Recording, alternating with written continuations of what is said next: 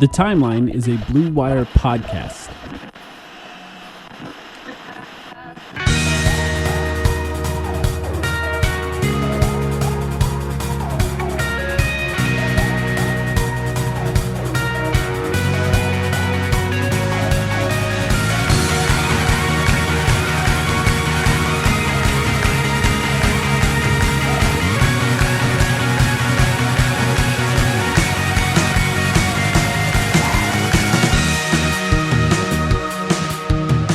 Welcome to the Timeline, of Phoenix Suns podcast. My name is Mike, here with Sam. How you doing, Sam? Yo, I am good. We are in a funny part of the off season where we got to come up with content on a weekly basis, maybe a little bit less than a weekly basis here. I'm hinting at the fact that we might be taking a week off next week. I'm just going to say that right now. But there is plenty to discuss. And yeah, I think we'll be able to cobble together a good discussion here easily today. Yeah. I mean, since you brought it up, I will be out of town next week. So no podcast for like a week and a half or so. And then we'll come back once I'm back in town. But, you know, we did on our last Patreon podcast talk about the addition of Jared Butler and Jordan Goodwin. So there's a little bit going on with the Suns right now. I know we've talked about it there, but I am very curious and looking forward to finding out which one of those two guys is on the roster, like, say, around January. So I know Jordan Goodwin has like guaranteed money, but it's only partially guaranteed, and that date on his contract is like late. It's like in the middle of the season. Mm-hmm. So the Suns have time to make a decision. I'm not sure that they will hold on to both guys. If they're only planning on keeping one, it would probably be better for, if one of the guys is lower on the list, it would probably be better for him to find a new team. But, you know, now they have two new point guards on the team, one more of a point guard than the other, and we'll see which one ends up being on the team. Have you had any other thoughts about those two guys since the last time we talked? Yeah, so we covered it a few days ago, but obviously just for anyone who's not a patron here, I mean, I continue to like Jared Butler more in the scheme of just the current roster construction for the Suns, a guy who's much more comfortable with the ball in his hands, creating for others, started more games. Granted, they were for Philly last year, and Philly was a terrible team, but he cobbled together some good performances at the end of the season. And so between the two of them, I like him more. But I do understand that Jordan Goodwin is totally deserving of being an NBA player and fits the mold of what Ishbia and Gregory are at large looking for out of the current Suns culture. So yeah, I understand where both of this comes from, and just a reminder for people too that they can continue to sign more guys for training camp. I think they have like 3 more spots for training camp, and then obviously not all of those guys will make the team. But and by the way, I'm glad you mentioned that too. You're probably wondering, the Suns had 2 open roster spots. Why can't they just keep both guys? They can. But if they keep both guys at their total contract amount, it actually pushes them into the tax. The Suns are in a situation where if they're in the tax again for the 4th season in a row, whatever it's been at this point, they are in a repeater tax bracket, which means that the overall amount that you get taxed on the excess money that you're paying to your salaries goes up dramatically. So the expectation by anyone who seems to know anything about what's going on behind the scenes is that the Suns are likely trying to duck that repeater tax, which likely means only 14 players on the Suns will be on the team throughout the entire season. Yeah. They have opportunities, I think, to make 2-for-1 trades at certain points in the season to open up other roster spots, and I think that's something that they could end up doing. They can also clear a little salary that way by trading one guy for lower salary and be enough under the tax that they can find ways to figure it out based on that. I do think that if, for example, Grayson Allen and Royce O'Neal are traded, at that point you just bring Kobe Brea onto the team and sign him so that you could have some of that shooting that you lose when you lose both of those guys. Mm-hmm. So they have some flexibility still going forward, but it would be a surprise if the roster stays the way it's currently constructed if they kept both of those guys into the season. So we'll see what they end up doing. There is also still the possibility that, you know, the repeater tax is like very expensive, but that there might be players that they're willing to make the sacrifice for, whether they should or not. Jonathan Kuminga is one that we talked about in the past. But I agree with you, broadly speaking, that I think it's unlikely that they're looking to spend much more on the cap sheet than they have down there right now. And they did, if with Jonathan Kuminga, we sort of were running the numbers. There's a world in our Discord. There actually is a world, like say you trade Grayson Allen for him, he signs for 18, 19 million, and then you dump Nick Richards onto a team that can take his full $5 million and sign a player at the minimum. There is a world where you could be under the tax and still have a player if you can like get Jonathan Kuminga. Even though I don't want that. But can I just be honest though? Like if you can get Jonathan Kuminga on a 4-year deal at $18 million a year, you don't think that's it's much more palatable. You don't think that's a home run? Like that's kind of a home run. No, it's not. I don't think there's a home run with Jonathan Kuminga involved. At best, you're talking about a double, and then even then, you might get thrown out at third. And look, I'm using baseball terms now. That's how dire the lack of basketball has gotten to us here. We wanted to have more of a general conversation. We had a great one, if you haven't heard it, with our friend David last week. Listen to that one if you haven't. There's a lot of stuff that we cover. A wide-ranging podcast where we covered Malawach, Booker, and more. And on this podcast, I wanted to give both of us a chance to think ahead a little bit. And this will be a lot of what we do, of course, in the off season. But now that we feel that the roster is pretty set where it is right now, like I don't anticipate dramatic moves unless, the Warriors blink on Kuminga. I don't anticipate any major moves with this team right now. So now that we feel that it's pretty set, what I wanted to do is each of us come up with things that we want to see in the upcoming season. We each came up with 5, so we're talking about 10 things that we want to see this upcoming season, unless there's some overlap, which maybe there is. There for sure will be at least 1 or 2. I would be shocked. We have yet to share what we've come up with on our own. Do. So we never do. Yeah, we want to have some level of natural interaction on nothing on what is we're ever here. Scripted on the Timeline podcast. Seriously, just the ads. Nothing, just the ads. Yeah, yeah. But yes.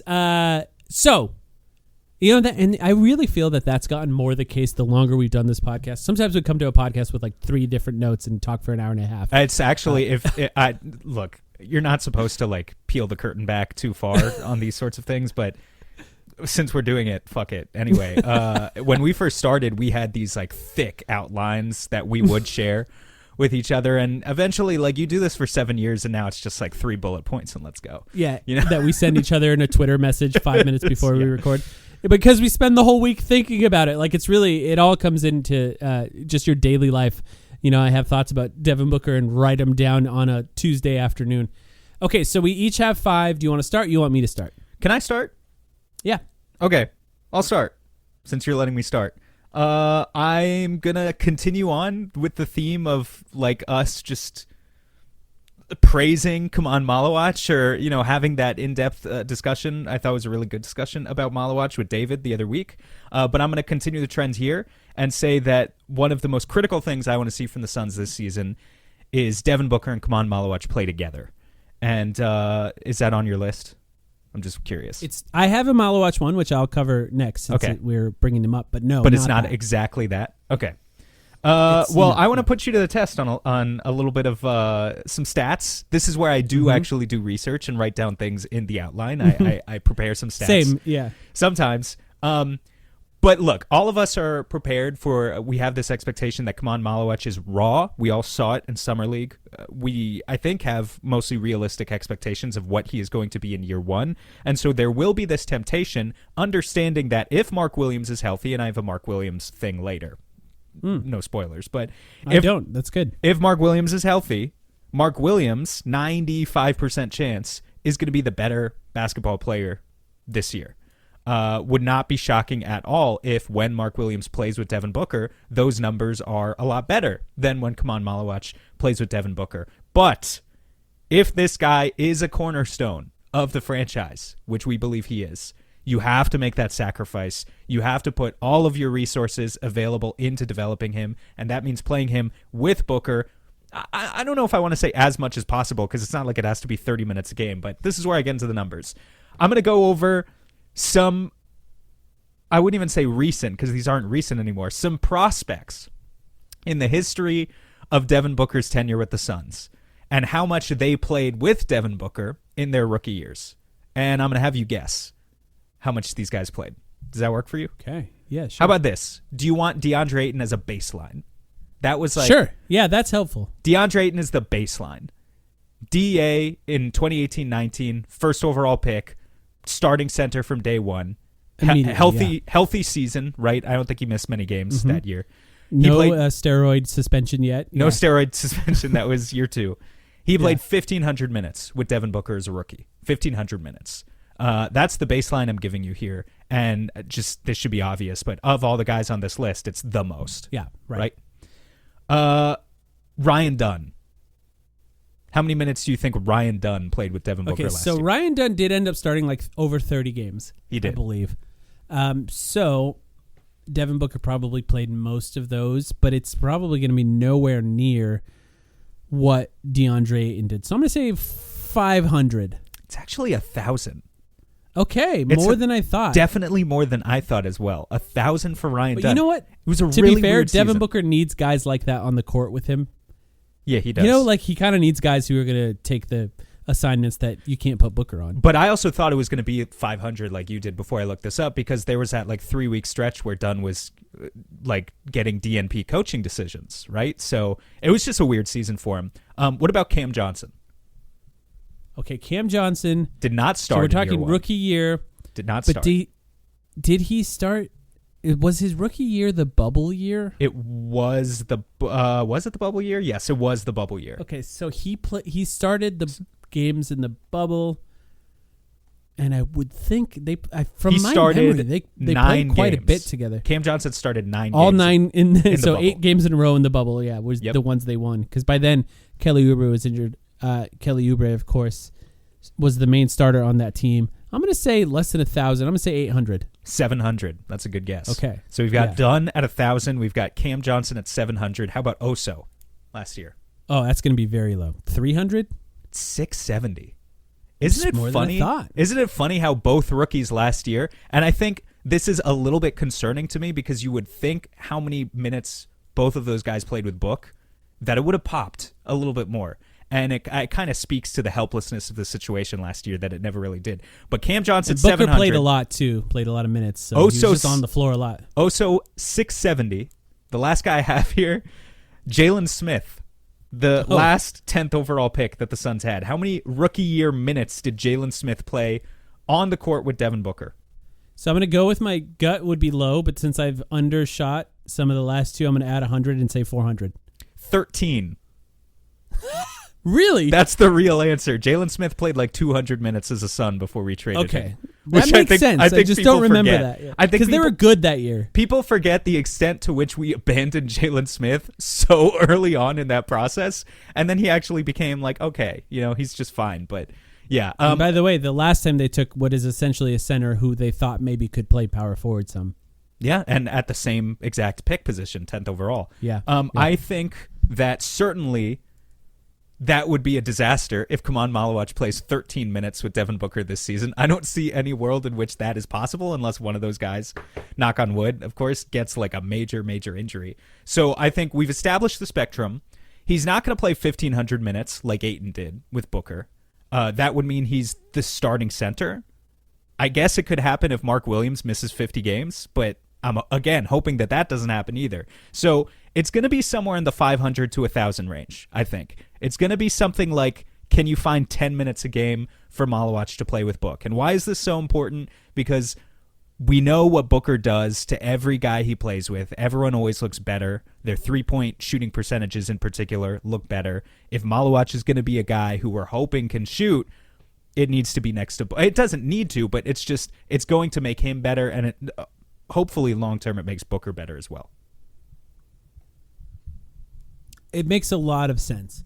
It's one of those situations where if you're thinking about what the future of this team is going to be, and you're understanding that this year is not going to be a year where they're competing at the highest level, then you have to find ways to maximize that future. I don't think that this team thinks that way. They're going to try to win every game, and that's good.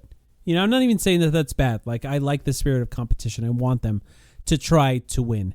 But if you want to maximize those two and their chemistry going forward, then you have to find time with them on the court. They're in an interesting situation, I think, with Mark Williams, where obviously they have a starting center, but also he's a free agent after this year. Yeah.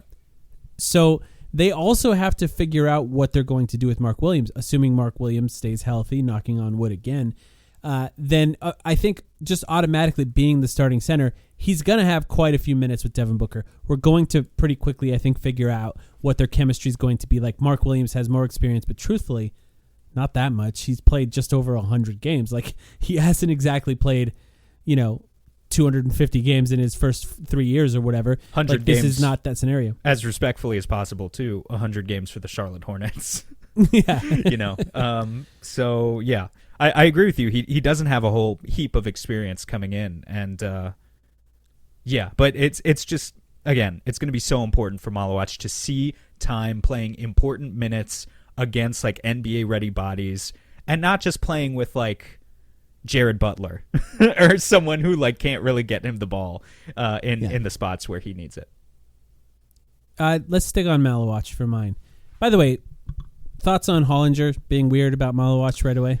I'm not a fan of John Hollinger. Look, I understand he had to write a column where basically, like, he gave himself a list of these are the players who didn't impress me in Summer League, but I think his argument was unconvincing.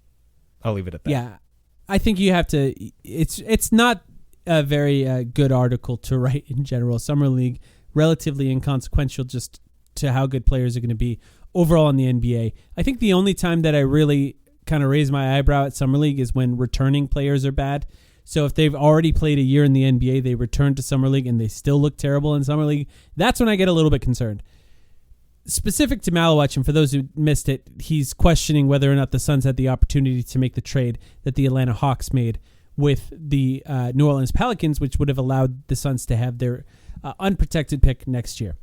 Which I think, but he doesn't know that. He speculated on that in the piece, and then it was reported as if he was saying that the Suns had the same offer on their desk, which is not true. No one has corroborated that idea. That no one's reported it at all. Exactly. Gambo went as far to say there were no trades offered for Malewich at that pick, which, by the way, no offense to Gambo, I doubt that. I think there's just often trades available at every pick, and when a guy drops in the draft the way Malewich did, there's probably something offered. It's certainly possible that an offer came across the Suns, but that it wasn't the fully unprotected Pelicans pick for next year in return for 10, and that the Pelicans got increasingly more desperate as they saw Derek Queen dropping. He ultimately was taken at 13, right? So, but the other part of that is to question whether or not this fake trade that never existed was the right move to make after three summer league games.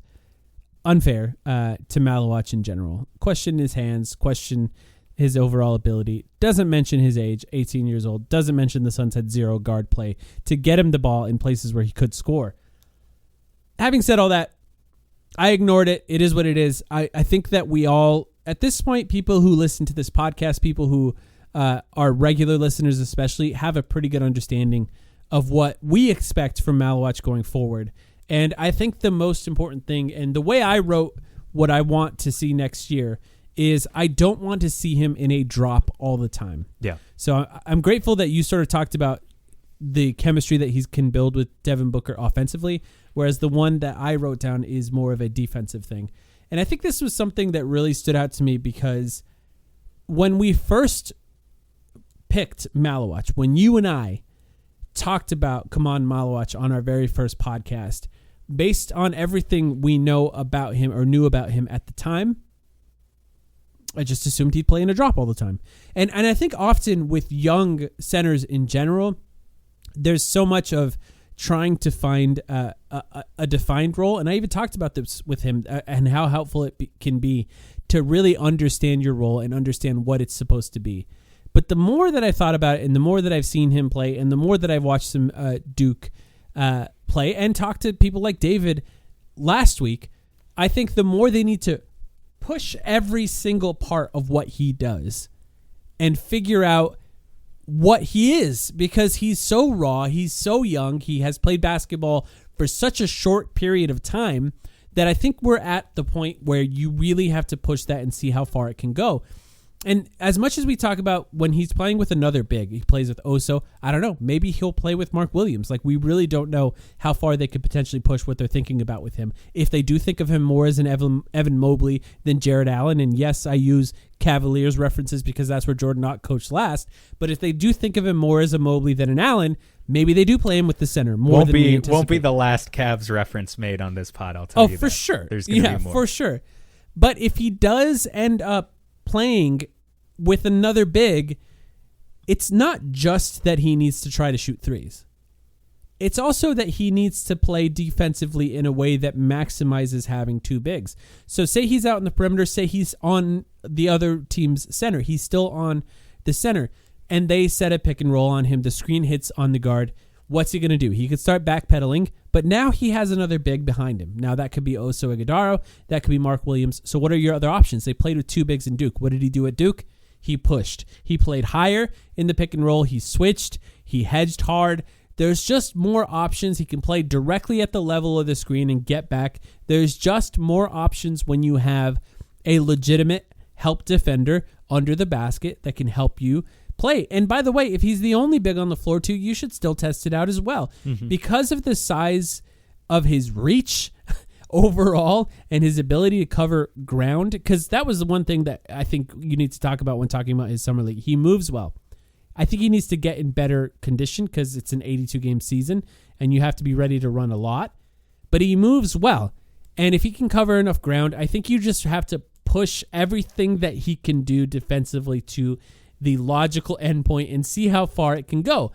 And then develop him from there. You're going to have you're collecting data, right? You're going to have a good idea of what works and what doesn't. And I just don't want to see him limited in any way in this first season. We really want to see more of a trap or a switch. I'd like to see him switch on some guards or some wings and see what he can do. Yeah, certainly if he plays power forward, I'm sure we'll see it. Well, and actually, I mean, at both positions, I'm sure we'll see it. The hedge thing is interesting too because, like, in the context of how the Suns have used hedges in the past for their bigs, a lot of times it's kind of like a last-ditch effort at keeping an unathletic big man or like a slow-footed guy, just slowing down the play.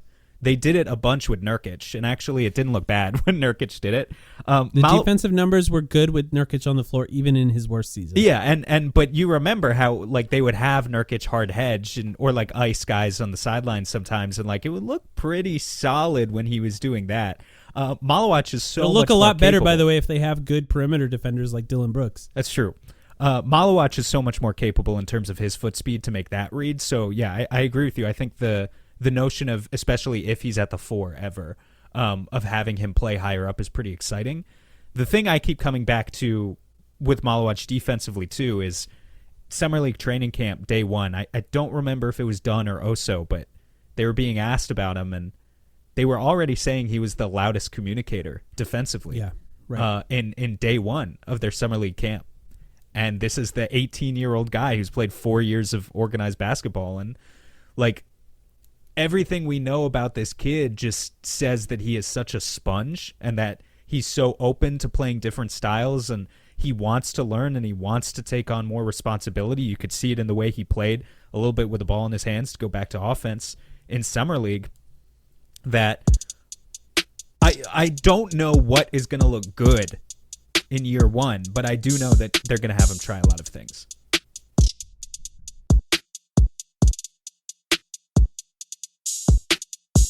Now might be your last chance to get coffee from Alchemy Roast using our promo code. So go right now to alchemyroaster.com. Use the promo code Timeline. Alchemy Roast is a Metro Phoenix-based coffee roaster. That's right. They're local to Phoenix. They focus on the transformational process of coffee from seed to cup. They're about more than just coffee. Passion, dedication, and community. They travel all over the world finding the best coffee beans, and they roast them locally here in Phoenix. They're a small batch roastery committed to sourcing the finest beans and mastering the art of the roast, and they do it ethically. Very important to us here. It's my favorite coffee that I've had out here in Phoenix. My favorite coffee beans. You can make it any way that you like to make coffee. Just go to alchemyroaster.com. Use the promo code Timeline. That's alchemyroaster.com. Promo code Timeline, and you get 10% off your order. And not only that, You help us here on the podcast. It might be your last chance to get it. So go to alchemyroaster.com, promo code timeline.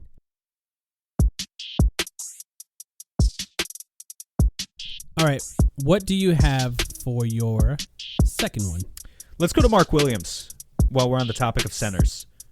I just wrote down a question here. Can Mark Williams be the best rebounder in the NBA? Do you have a knee-jerk reaction to that question? I mean, I hate that this was my knee-jerk reaction, but are you talking about on a per-game basis or a rebound percentage basis? Sort of on a per-game basis, but... Okay, because he only plays in the 20s. Like, he's not going to play 32 minutes a game, so... So the big thing is, I think when we talk about each of the incoming players for Phoenix this year, we're talking about establishing an identity. In order to establish identity, you really want to highlight what is the elite, a little bit like we do with prospect scouting. What is the elite skill, right? A lot of guys can wear a lot of hats, do a bunch of different things. What's your thing that's really keeping you, not just in the NBA, but for a lot of these guys in an NBA starting lineup? And for Mark Williams, who clearly, of course, is going to be better than Kemon Malawach in year one. By the way, what we really hope for Mark Williams this year is that he plays, an 82-game season, but that's just like boring analysis. So, of course, I wasn't going to say that. Yeah. He's a good finisher. He has good touch around the basket. He's okay as a rim protector. I wouldn't go further than that.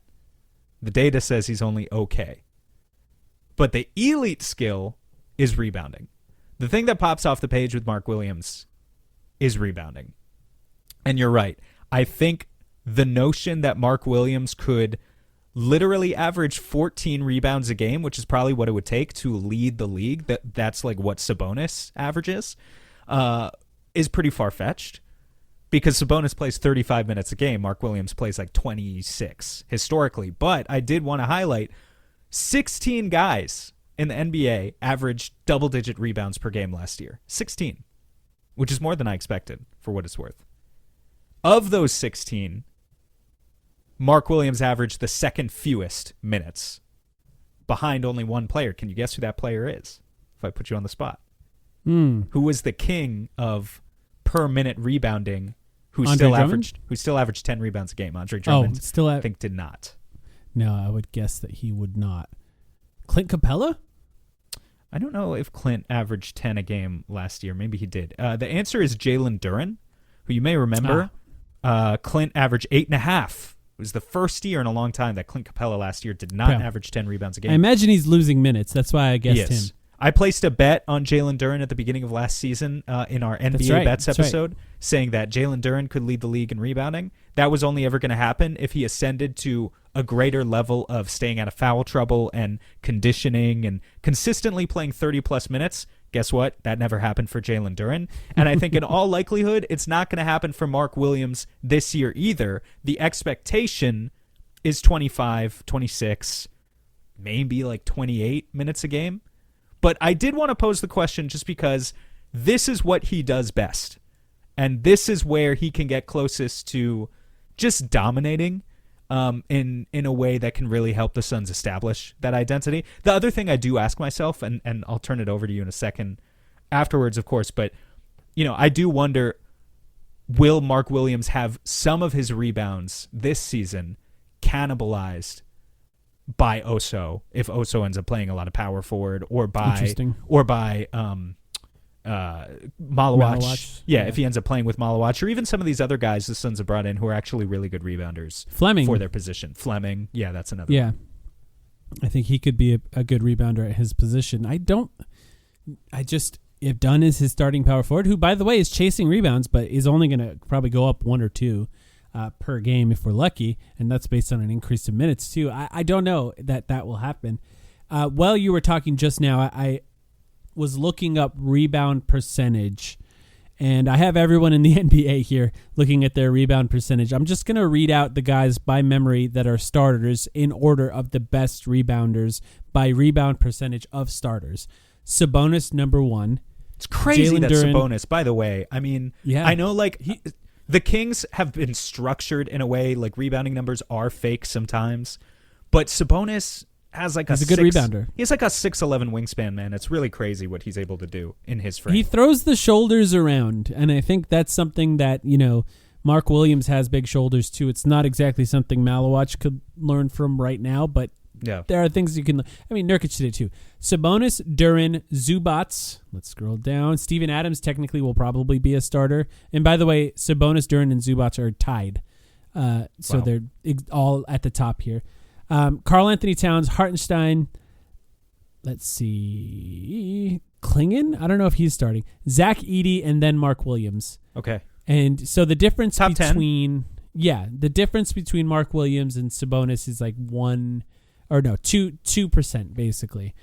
So can he increase his rebound percentage by 2% on a team that is going to chase rebounds, which very, very clearly the Suns are going to chase rebounds? I think that's very possible. Can he get to that, per game amount where he's averaging the most per game? I would doubt that, just based on guys like Sabonis playing like 32, 33 minutes a game or whatever he ends up playing in this coming season. It is really important, I think, particularly with him. We've talked about this before. Like, it would have been easy for me to say I would like to see Mark Williams have the best rim protecting season of his career. Of course, I would like to see that. But overall, what we know about Mark Williams is that the rim protecting numbers are not very good. So how can he find ways to be effective outside of that? If he can increase his rim protecting percentage up, that's obviously helpful. But if he gets better as a rebounder and can score more for this team that's going to need some more scoring in the starting lineup, I think that would be really important for him. So Also, just finding ways for him to be effective is important. you pointed it out already, but just in case he needs extra incentive, it's a contract year for Mark Williams. So the Suns are trying to figure out how they feel about Mark Williams. Mark Williams is trying to survive. Not just survive in the NBA, but he's trying to get that next contract, which ideally for him is not just an MLE, but an extension that's more lucrative than that. Probably $20+ million is what he wants. We'll see what he gets. So he's got that incentive. Also, I don't think, the idea of being an elite rebounder and priding yourself on it, because we always talked about DeAndre Ayton was a terrific rebounder. If he just had a little bit of a better motor, he could have led the NBA in rebounding every single season. But he didn't have that motor. But I also think Ayton came with a bit of baggage. What did you say something? No, I was agreeing. I think the hands are a problem with Ayton too, but yeah, That's I agree true. with you. That's true. Ayton came with a bit of number one overall pick baggage that I don't think Mark Williams comes with. Certainly he can score 20 or 25 points in a game sometimes, and I'm sure he will for the Suns, because the Suns are going to need to find ways to manufacture offense. But I don't think, and we'll see if maybe he proves me wrong based on his public comments, once we get into the season, but I don't think Mark Williams expects to be like the main focal point of the offense in quite the same way. I think he would pride himself a little bit more on playing garbage pail hoops. Where a lot of these games where he gets to 20 points is because he has 6 or 7 offensive rebounds. Hard hat hoops. Yeah. Like he and honestly, that's a great way for him to get another contract. He needs to do that, because if he doesn't prove anything, look, I hate to say it, but if he doesn't stay healthy, I'm not sure what his next contract will be, but I would guess, truthfully, a minimum. Like, I don't think you can take a risk on a guy who you have no idea what they're going to be. So he has to find ways to do something. And he's not going to get the ball a ton on this team, so he has to do other things. If he has the exact same year this year for Phoenix that he just had, which is he plays 40 games, misses the other 40, and in the 40 where he's available, he gives you 15 and 10, he's not a minimum. Right? If he just does that, I think he's an MLE, like maybe a taxpayer MLE guy. But it's tough, man. I don't see it's very a world few games. where there's not a lot of money going around right now. Cam just don't Thomas and Kuminga can't get paid either. Yeah, but that's because they want 30. If those guys were willing to settle for 20, then they wouldn't be on the market anymore. It's true. They'd probably just return to their teams. Let's talk about Devin Booker. Sure. I would like to see Devin Booker have a career high in assists per game this season. And this is coming. We talked about this on our last Patreon, but here's our chance to talk about it here too. This is coming immediately after Gambo said that the starting point guard is going to be Jalen Green. And look, call whatever you want for whatever you want to call these guys. Like, I don't care. Call them whatever position you want to call them. Devin Booker has to be In order for this team to have any semblance of a working offense, he has to be the main playmaker for this team. Do you know what his career high in assists per game is and when it was? No, there's no way it was this season, was it? It was. It was 7.1 or something. I don't know. 7.1. Hell yeah. Coming off of a I'm previous too good. season where he had 6.9. So this is 2 years in a row where he had a season high in a career high in assists per game, and I want him to do it again. I was looking at Devin Booker total possessions as the pick and roll ball handler. Do you want to guess about where he ranks in the NBA in total possessions as a pick and roll ball handler? You mean just last season? Just last season. As a pick and roll ball handler, how many possessions? I don't know, 15th? 15th is exactly Oh my right. You God, nailed let's it. go. We did script this. No, I'm kidding. Okay, so what I did is I looked at the top, 50 or so players, and I looked at the efficiency of those players when looking at the pick and roll ball handlers. Devin Booker's 15th in the NBA in total possessions as the pick and roll ball handler last season. That should have been more last season. If it's not more this season, I'm going to riot, because last season they had Kevin Durant and they had Bradley Beal. This season, there's no excuse. You can give Jalen Green some. Don't get me wrong. You have to give Jalen Green some. In fact, when Devin Booker's off the floor, the only opportunity that you're going to have to put together an offense that makes sense is if Jalen Green finds a way to efficiently run an offense. But when Devin Booker was the main ball handler, as a pick and roll ball handler, his efficiency was essentially tied in points per possession in those plays with Luka Doncic, Cade Cunningham, and Trae Young. Guess where Devin Booker ranks against those three guys in total possessions as a pick and roll ball handler? Yeah, definitely way less than any of those. Way teams. less. Yeah. What is the reason you can't give him more on this team? Luka, pretty significantly more than him, but not as much as you would think, because once he got to the Lakers, he had to share that duty with LeBron. When he was in Dallas, it was significantly more. Cade, like 3-4 possessions more a game. Trae, 3 or 4 possessions more a game where they're doing this, more than Devin Booker. And yet, the end result of those plays was a higher efficiency when Devin Booker runs it. And by the way, this was a surprise to me, lower turnover frequency than all three of those players when Devin Booker was running the pick and roll as a pick and roll ball handler. So not only is Devin Booker essentially tied with them, the only difference was 0.01 points per game for Luka and Cade, I believe, or just a little bit higher. Trae was tied. Not only was it the same efficiency, it was lower turnovers than those guys, which of course is factored into frequency to overall points per possession as well. There's just no reason. By the way, even Jalen Green ran 2 more pick and rolls than Devin Booker per game last season. That's crazy. Now, it is crazy. We should say it really the is Suns, crazy. I would be, I don't know, maybe some other stuff could happen, but the Suns are probably just going to run fewer pick and rolls. Like, there are other ways to manufacture offense. Pick and rolls are the easiest one, and I think it's where a lot of the modern principles are, but the Suns are probably just going to run fewer pick and rolls. I don't think this so. year. You don't think so? I don't. I just, there's a lot of pick and rolls built into the Cleveland offense. Now, to be frank, their pick and rolls don't look like a lot of pick and rolls do in the NBA. There's just a lot more movement around those, and sometimes they come off of a handoff, which is technically not a pick and roll. Yeah, I was going to see that's, if you count a handoff as a pick and roll, then yeah, sure. But I think there's going to be a lot more. The Suns ran very few of those. They're going to be way more handoffs this year, just based on the skills of who our bigs are, I think. Number 1 in the NBA, I know we repeat this stat all the time. Number 1 in the NBA at generating 3-point shots and 3-point assists, Devin Booker. And that's on a team that, did shoot more, but could have shot even more threes overall. There's just no reason for Devin Booker to not be setting up the offense more.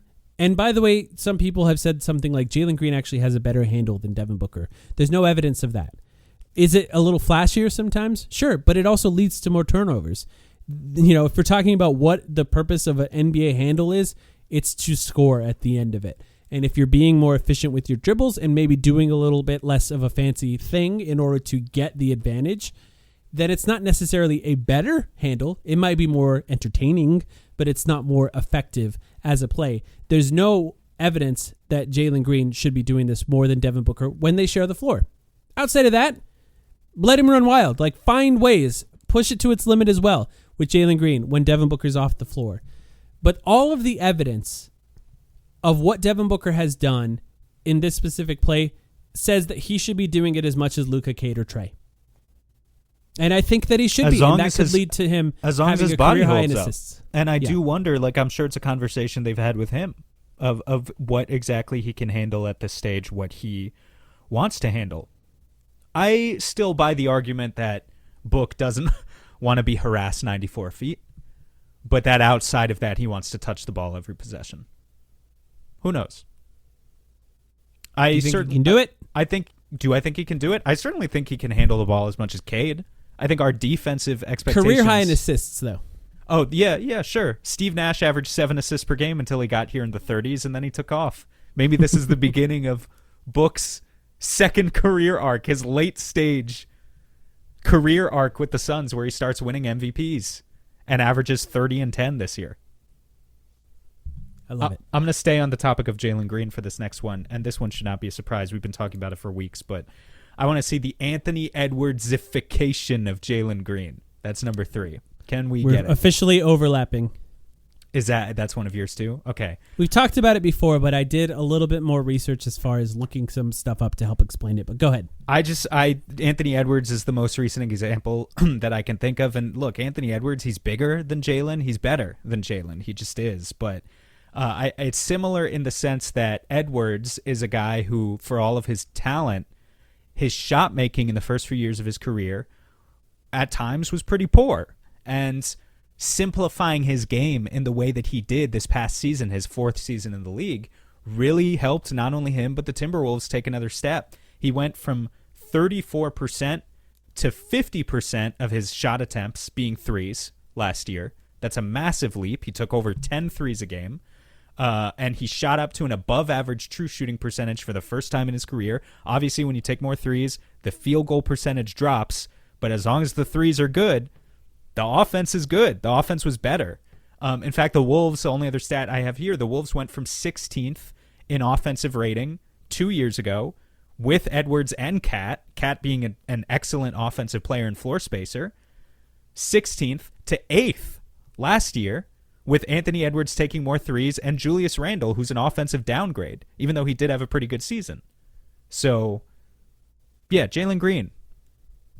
I know that, like, obviously, if he can just catch and shoot it, that's going to be a higher percentage shot than anything that's self-created. I'm glad you brought that up. No, I know that that's true, but I just don't care. Like, whatever it takes for him to not take 300 mid-range attempts this year.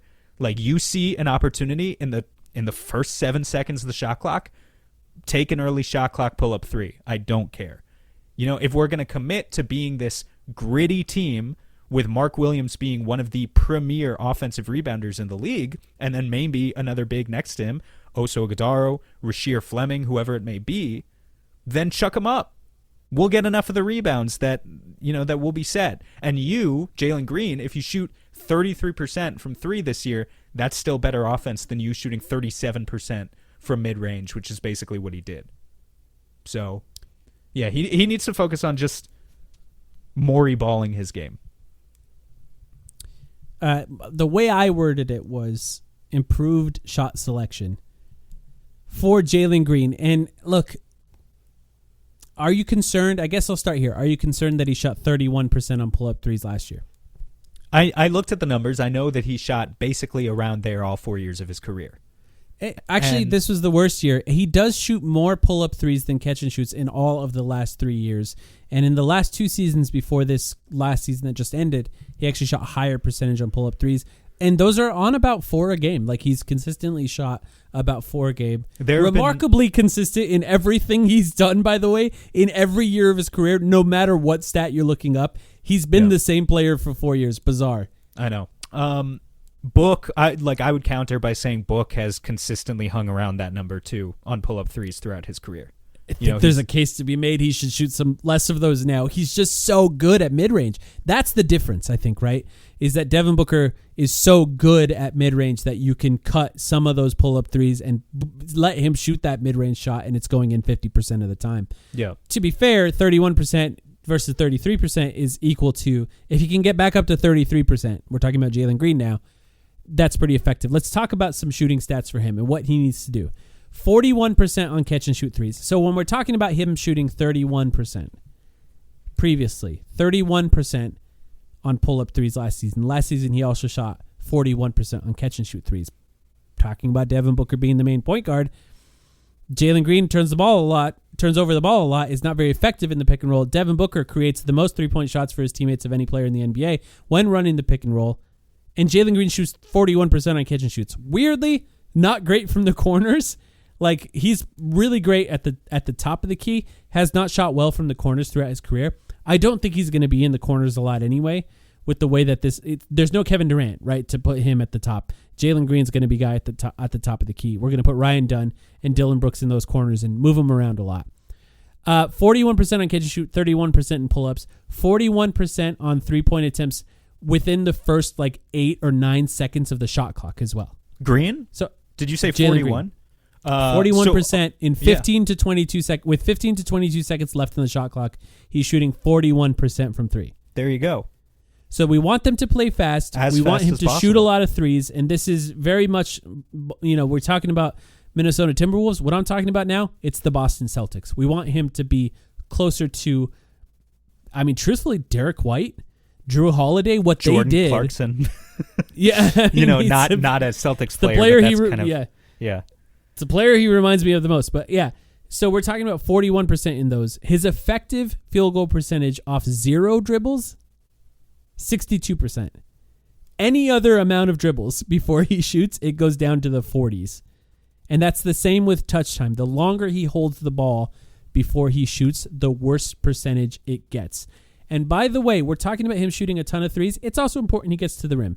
And you're talking about the morification of it. Here's why. And we're going to say this again because it's important to remember. 36% from mid-range last year.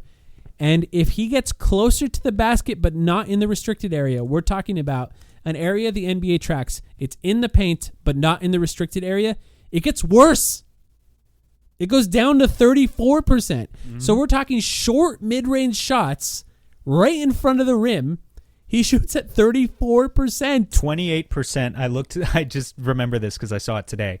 28% on floaters on a sample size of I want to say 70 of them off the top of my head. He can't shoot from that part of the floor. It needs to be a 3. He needs to shoot 10 threes a game, truthfully. And he needs to get to the rim, and those are the only 2 places he really should shoot. And look, if he wants to grow and expand his game, that's fine. But this is growing and expanding his game at this point because he shot 64% at the rim. And we're talking 64% of the rim, 41% on catch and shoots. If that's all he did, and he needs to do more when Devin Booker is off the floor. But let's say that's all he did, he becomes an extremely efficient player. And by the way, just to put it out there, in the playoffs, he shot 14% from mid-range. Look, he was horrible in the playoffs. 71% at the rim, though. But it was a 7-game sample. I do want to say, I want to address the point on the Boston Celtics because some people probably heard that and said, "Wait, I thought the Celtics were ruining basketball," and they are. They're very annoying to watch. It's not because it doesn't work, though. But what they do works, and I think. It's this difficult conversation to have, especially I'm not sure how I would have it exactly if I was a member of the coaching staff, because there's something about what the Celtics have done to their star players, their best of best, to Jason Tatum and Jaylen Brown, that really feels quite unfortunate of smoothing out the versatility of those guys' games so that they have fewer tricks up their sleeve. I think that is crying shame. And yet, at the same time, there's something so respectable about what the Celtics have done to turn all of their role players, like you said, the Derek Whites, the Pritchards, the Drew Holidays, the Al Horfords, over the years into such a well-oiled machine. Jalen Green is at the crossroads of his career. Ideally, he's another Devin Booker. Maybe if the Suns play him at point guard, it's because something deep down they believe that he could be another Devin Booker. Everything statistically is pointing to Jalen Green as more of a Derek White, Peyton Pritchard, whatever, whoever your example is, a role player. Yeah. And so it's this humbling conversation that you have to have with a guy to convince him to be a star in his role rather than a bad star. Jason Tatum shot 10 threes a game. I know he did. You also have Tatum and Anthony Edwards to point at. Like if you're a coach and you just, had the situation on the Suns where you asked Bradley Beal to be Drew Holiday and he threw a fit and never played well again. If you're going up to Jalen Green and you're asking him to change his shot diet dramatically, you're not going to bring up Derek White. Of course not. No. You're going to bring up Jason Tatum and you're going to bring up Anthony Edwards. Yeah, and Donovan Mitchell and these other guys for sure. Yeah, for sure. And that's why I started the conversation on Anthony Edwards, because I do think that's it. Well, I think those guys have this personal rivalry too that goes back years. Yeah. So I don't even know if that's the guy, but hopefully he has some role models in the league that he looks up to.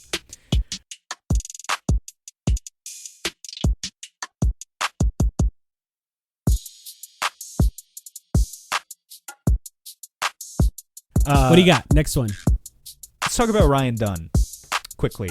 Ryan Dunn needs to, we talked about defense, I think, with David. That was the focus. And certainly I want Dunn to excel on defense. I also want him to take on an expanded role on offense and to do it in a reasonable way. He averaged 6.9 points per game as a rookie. He needs to be crossing 10 this year, in my mind. I don't think that's too much to put on him at all. It's 3 more points per game, right? And, if Dunn plays 35 minutes a game, of course he's going to average 10 points. I'm betting that he's not going to average 35 minutes a game. He's probably going to be somewhere in the 20s. So how, in a limited role, can we get Ryan Dunn to double digits? Mm-hmm. Do you have any ideas? I mean, he has to shoot better. He has to shoot better. That's offensive rebounds. I think would be really helpful for him because he can put backs. And how about this one? Free throw line there. Pick and roll finishing. Remember when we talked about how good Ryan Dunn was as a pick and roll finisher last year? If he's going to play the power forward position, as a screener, especially? Yeah, he was effective as a screener. Now he's not a guy who's used to having the ball in his hands a lot as a short roll playmaker, but he didn't really turn the ball over last year. I think it's something where he's shown enough comfort to give him a few more reps playing in space, trying to make simple decisions with the ball in his hands. And of course, just having that dog aggression where a lot of times coming off a screen, he can catch and just finish over the top.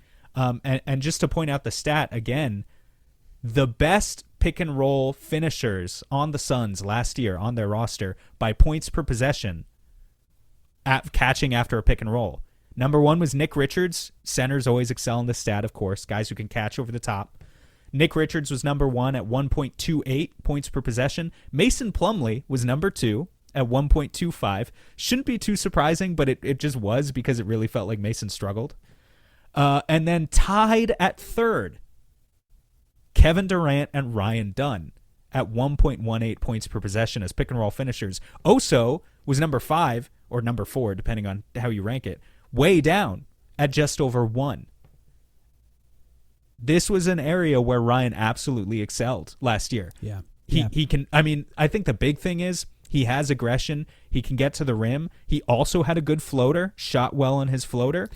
If he extremely good, actually. Like, it's surprisingly good to me. It's as good as Oso's. Like, it's honestly an underrated thing that we didn't really talk about. Oso just takes the floater automatically every time, which is why it's like the first thing you notice about his game. Ryan does not rely on his floater to the same extent, but percentage-wise, his floater is as good as Oso's. It is. Now, if he attacks with force, which I think he absolutely has the wherewithal to do, he's going to get fouled. He needs to make his free throws, right? There's all sorts of other edges of his game that need to be smoothed out. He needs to make his free throws. He needs to be more comfortable making those 2-on-1, 3-on-2 decisions to finish off plays. But this is an area, again, I'm setting a modest goal here. 10 points per game in year 2 for Ryan Dunn and elite defense. Can you give us that? I think he can. But it's just going to take a tiny bit more creativity versus him just sitting in the corner and shooting threes, which I hope he can continue to do, but he needs to do a little bit more than that. I think that's a really good one, and I'm glad you brought up him as a screener. I think he has to be look, he's just had his rookie year, so there's lots of room for him to develop in general, but he has to become a better passer in that role. I don't think he was bad. Like, I think every part of what he did last year as a short roll playmaker was ahead of schedule for him. And if he can become a guy who does that regularly, it's going to be a lot better. The spacing's going to be, no Kevin Durant, first of all, especially in games where Kevin Durant was at center, which did happen with Dunn on the floor. That's not going to happen anymore. Spacing's going to be a little different. Mark Williams is going to be in the dunker spot on those plays. But I do think that Ott has been really creative. If we're going to take what Damari Carroll said about him designing that Cleveland Cavaliers offense, if we're going to take that at face value, I think he can get really creative with the way players are moving around the pick and roll so that Ryan Dunn can either get to the basket or they can force the defender up on him. And then we have to see if Ryan Dunn can either make a drop-off pass or a lob pass to Mark Williams at the rim. Mark Williams luckily got that catch radius. We talked about it with our friend who covers the Charlotte Hornets. He's got a really large catch radius, and he can find ways to throw it down if he's able to get up to the ball. So, yeah, he has room to develop there. And, most of it, by the way, another part of it, make your free throws. Yeah, I mean, that just adds up 1 point to your game right away. Yeah, like true. 1 point per game. I don't even have his player page up, but what was he at last year? I think like 40-something%. It's embarrassingly low. Let's see, I got we need 60-something. Otherwise, you can't stay on the floor. Yeah, he was at 49 as a rookie. Yeah. From the free throw line on a sample of 39 attempts. So he really didn't get there that often. But yeah, needs to be higher. Okay, let me go here.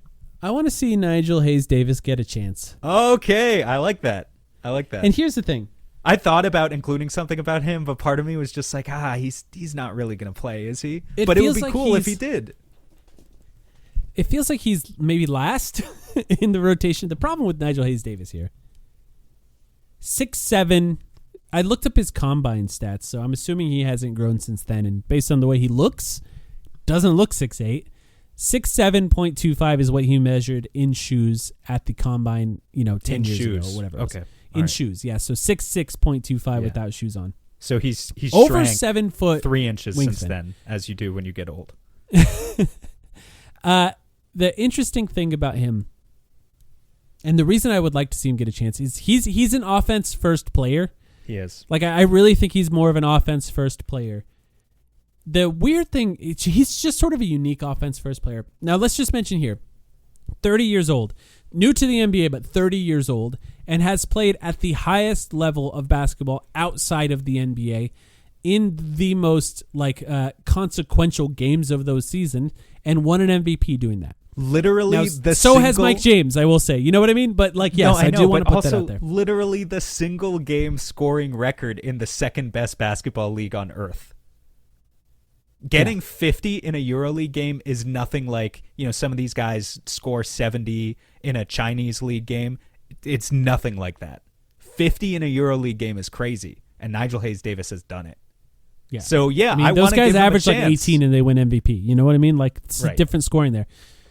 But they're going to need offense off the bench. They're going to need offense. But the weird part, what makes him unique is, you watch his highlights, and what you see is isolations. You see a ton of off-ball movement. I'm not going to say Steph Curry-esque, but he's just the example that people use. Guys running around screens, catching it and shooting. And that's movement shooting off the ball. Langston Galloway-esque. Yes. And what you don't see, is a ton of pick and rolls. Yeah, you don't. You do see the occasional post-ups. It's why we make the Jimmy Butler comparison with him. Jimmy Butler likes to post up. He gets those post-ups pretty low to the rim. I think he surprises people with his length. He looks shorter than he is. Doesn't get off the floor very high, not overly athletic. And his combine numbers for his jumping are hilariously bad. But he's still athletic and stronger, I think, than people anticipate when he's being defended in the EuroLeague. But having said all that, what's tough about being 6'7" on this team is he's behind a lot of guys. Ryan Dunn, Dylan Brooks, Grayson Allen, Royce O'Neal. Yeah. And he probably can't play power forward. I think he could. I think if we're saying Ryan Dunn can play some minutes at power forward, then yes, that's power true. forward He'll is be an undersized, enigma. I guess. Of course. Power forward is a total enigma on this roster right now. None of the guys who are going to be playing power forward probably should. And yet all of them will have to because you have 48 minutes to fill. It's Dunn. It's Hayes-Davis. Those guys are threes, but they're going to have to play 4. And then Oso and Malawach are 5s who maybe will have to play a little bit of 4. Is there anyone I'm missing at the 4? Maybe a little bit of Dylan Brooks or Royce. I don't know. Fleming. I think Fleming, Oso, and Fleming. Dunn. Yeah. Fleming is the one legitimate 4 who will be playing. And he's 4. a rookie. Yeah, and he's 20 years old and played in the Atlantic 10. But Nigel Hayes Davis, the competition was a little stiffer where he's coming from. The thing is, I think you could, and I don't know that this will translate, but I think you could make the case that based on what we've seen just in his highlights, he might be the best movement shooter on the Suns now. I mean, like outside of Devin Booker, but Devin Booker is going to be on the ball for most of those possessions. Because who else would it be, right? Kobe Grayson. Brea. I mean, Kobe Brea, yes. But don't get me wrong. You don't really count Kobe Brea as he's not being even on the a team. full contract. Yeah. Then, of course, it's Grayson before Kobe Brea, too, if we're being honest. So if you're trying, and I know this is something where I'm not saying it's going to work, but if you're trying to find a way to generate offense when Devin Booker is off the floor, you need shooting. And say Jalen Green's going to be running it, and if it's so much of what Cleveland's offense does is guys moving around behind the 3-point line and doing things that you don't anticipate and you don't expect. Nigel Hayes Davis fits into that. I think there's a reason they targeted him, right? Like, I think it's pretty clear if you go watch videos of the Cleveland Cavaliers offense and go watch highlights of Nigel Hayes Davis in EuroLeague, and the way they play in EuroLeague is closer to that already. Like, I think there's a reason they targeted him. So if they're trying to find ways to generate offense, I don't know if it'll work, but I hope they find minutes to put him in there and see if he makes a difference, and maybe even give him those occasional post-ups because he has some familiarity running those post-ups at high levels, because there's just not going to be a lot of guys that can create in any position outside of Jalen Green and Devin Booker. So if he's one guy that can create in that one way, and I don't even want them to run a lot of post-ups, but like if that's what we're at, then just let him try it occasionally. I'm so glad you're bringing this up because it really relates to what my next one is too. It's not about Nigel Hayes Davis. It's just about we're trying to think, okay, internally, if this is the roster, how can you squeeze a little bit more creation out of it, initiation on offense, because they don't have a lot of it outside of Devin Booker. With Hayes Davis, what he's got going for him, of course, is there's way more space on an NBA court than in Europe. Where defensive 3 seconds, stuff like that doesn't exist. And so everything is just more clogged. There's going to be an athletic catching up. He might have his welcome. I don't know. He might have his welcome to the NBA moment as a 30-year-old at some point, getting dunked on or stripped in the post. Trying to post up the OKC defense will feel like playing basketball in a tornado. Right, absolutely. But I do think, as a guy who obviously had to lead a team at a high level and process the space on the court, now that the court is going to open up a little bit for him, if the Suns hold true to their promise of playing faster, that's really going to benefit Nigel Hayes Davis too. The faster you can play with that guy, I think the more he's going to thrive. In cutting lanes and driving lanes. So I hope it can be him. I hope he gets a chance. My last one, you have one more, right? Yes. But my last one is not about Nigel Hayes Davis, but it is about one of the most interesting guys to think about on this roster, Colin Gillespie.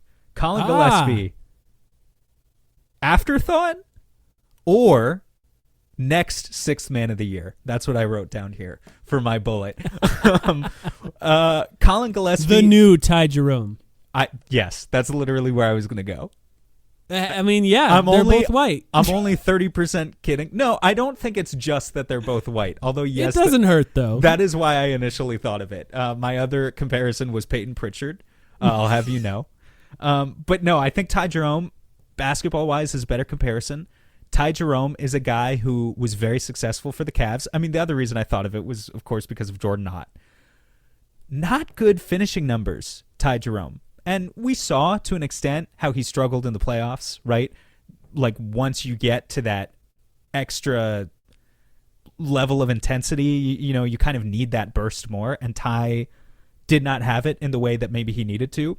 But has an uncanny ability to get to his spots. Obviously, first of all, Ty Jerome, since he was on the Suns, has improved enormously as a pull-up shooter. So that's a big part of it. And, like Colin Gillespie, can play off-ball as a spot-up shooter. so much of what Colin Gillespie was doing for the Suns last year is just spotting up on the wing next to Devin Booker or Kevin Durant or whoever, and he shot like 42, 43% on those spot-up threes, and that's why he's a really fun guy to think about, I think, as his floor is already good. Like especially for his minimum contract, his floor is already fulfilling the role of exactly what the Suns need in order for him to be an impactful basketball player, but his ceiling is so much higher. And I don't know what the percent chance is that Colin is able to reach that ceiling, but it's at least a little bit intriguing to think about, right? Like the baseline of him is just secondary playmaker, hustle after some offensive rebounds. He's a good rebounder for his size. You know, he's like 6'1", but he rebounds like a guy who's like 6'5", and makes spot up threes. He didn't run a lot of pick and rolls. 41. Do you have I looked that up just coincidentally. You have that By the stat? way, he ran 41 pick and rolls last year, and he was number 1 on the team. Or when he ran the pick and rolls, the Suns had their highest level of efficiency on those plays of any player. Well, I also just, first of all, that's awesome. I didn't have that. It's just, you know, And that's I the do thing like to when I point think out, about it, yeah. Mhm. Summer League showed us there is a huge, enormous difference between guys who are successful in G League. You know, think about Yuri Collins or what's his name, Boogie Ellis. Huge difference between G League and the NBA. Colin Gillespie is a guy, he's such a gamble because in his 2 years of limited NBA experience with the Suns and with the Nuggets, he hasn't really, it's good that you have that stat, but it's been such a small part of his game, creation on the ball. It's not really something that he's been allowed to do. In 20 career games in the G League, he's basically Russell Westbrook. He averages 20 points, 8 rebounds, 10 assists, and 2 steals a game when he goes down to the G League. He's entirely the engine of the offense. And so, like you were saying with Nigel Hayes-Davis, it's something you at least have to try. Giving Colin Gillespie those on-ball reps is at least something they have to try at the beginning of this season, because maybe he is the next Ty Jerome. What is the chance of that? I don't know, but it's just, it keeps you up at night. You think about it a little bit. What if they did stumble on a guy who just really has all that talent? Where's your confidence level in Colin Gillespie this season? He played 33 games last year and had, 20 games with 10 minutes or more.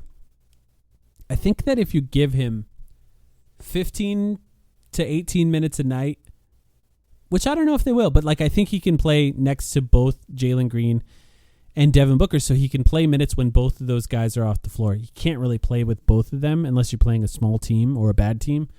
But I think he can play in minutes where both of those guys are off the floor. You know who else can do that? Who? Ty Jerome.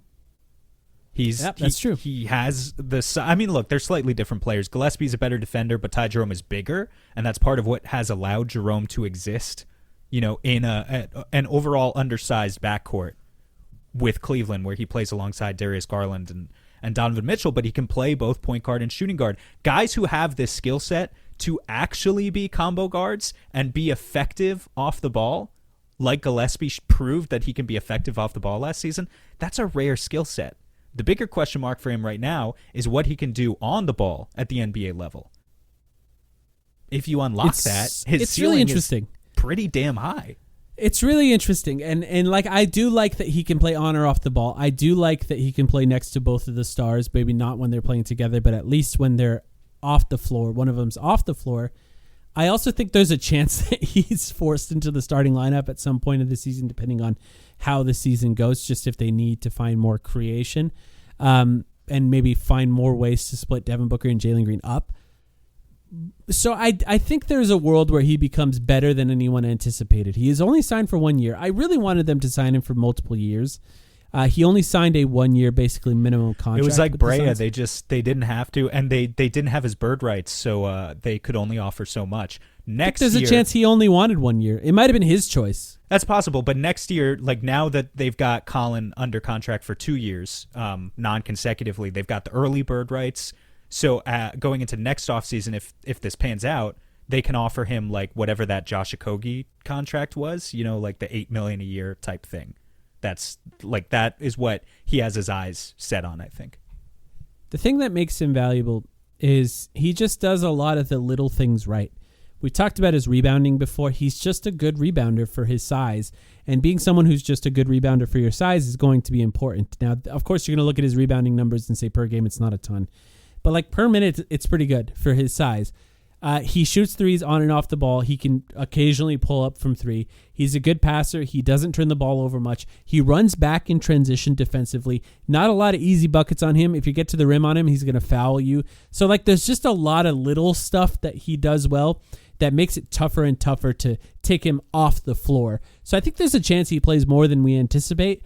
And just because, like I think this is why, we talked about at the beginning of the podcast, you think Jared Butler may be the guy that they choose. It's why I think it might be Jordan Goodwin, because I think Colin Gillespie is going to eat a lot of those minutes, and they might need a guy who does what Jordan Goodwin does if somebody like Dylan Brooks or Ryan Dunn misses time, and they need someone to guard point guards. I think you could totally be right. It's just that you have to have a lot of faith in Colin to do exactly what we're saying he can do, which we all hope he can do this. We hope he can take on more responsibility offensively and defensively, but now it's like, if Book misses a game, I mean, maybe they're just thinking if Book misses a game, they're screwed anyway. So, like, let's just be dogs. Let's be as gritty as possible. But then it's like, okay, now Colin has to play 30 minutes a game, and maybe you just don't have a chance. His offensive rebound percentage last year, 5.5%. That was 8th on the Suns. Again, this is a guy who's 6'1". Higher offensive rebound percentage than Bol Bol, Royce O'Neal, Devin Booker, Grayson Allen, Bradley Beal, Tyus Jones, Kevin Durant. Kevin Durant, obviously. That's one I've pointed out in the past. So, yeah, he gets rebounds like a guy who's like 4 or 5 inches taller than him. So I was looking at pick and rolls per game. And that's why I came across the Colin Gillespie stat. And I wrote it down in my notes for no other reason than I just thought, he ran 41, and it was by far the most efficient of all the guys who are running pick and rolls on the Suns. It's just one of those things where you're like, how scalable is that? I'm not saying it's going to be 1.2 points per game or whatever it was, but if it's 1 or 9 point something or 0.9 something, then I think at that point you push it out and see how much better it can get. How many more times can he run it at a high level of efficiency? And I think a lot of times he was playing not exactly with the best players on the Suns. So I know it was a small number in 41, but like it was also a sample size where, he's not playing with the starters, and he's still got that level of efficiency out of them. I'm curious if garbage time was in that. But the reason I looked those numbers up is for my last one, and that was to see how many pick and rolls Oso Ighodaro ran last year. And truthfully, he played center like the entire season, so I didn't anticipate there being much, but guess how many there were? 5? It depends. 0. Okay, I was gonna say it depends on what they count as a pick and roll. Like, I don't know what they count either. Like, is a do failed they count handoff or a DHO? Is that kind of a pick and roll? Or I would say no. Do they count it when like Gillespie is screening for him? Which I don't know if they did, but like just as an example, I don't know if they would should count that either. If Gillespie screens for him and Oso is, then that should count. It's like a Giannis style pick and roll, right? So we're talking about finding ways to juice the offense when Devin Booker's off the floor. And if you can tell by the way I talk about this team, I think about it a lot. I just think about it a lot. We need to find ways to juice the offense. This one's not a surprise. We talked about it last week, and we talked about it post-Summer League. Oso Ighodaro ran a couple pick and rolls in Summer League. They're testing to see if he can do that. He needs to do that in the NBA. If Oso Ighodaro is playing at power forward and he can't shoot, there needs to be gravity some other way. And that gravity comes with the ball. No matter who has the ball, no matter where they're standing, there's some level of gravity as soon as they start dribbling. And if he's running a pick and roll, somebody is screening for him. And that's an inverted pick and roll, which is what they ran in Summer League with guards. Talked about it in the last podcast.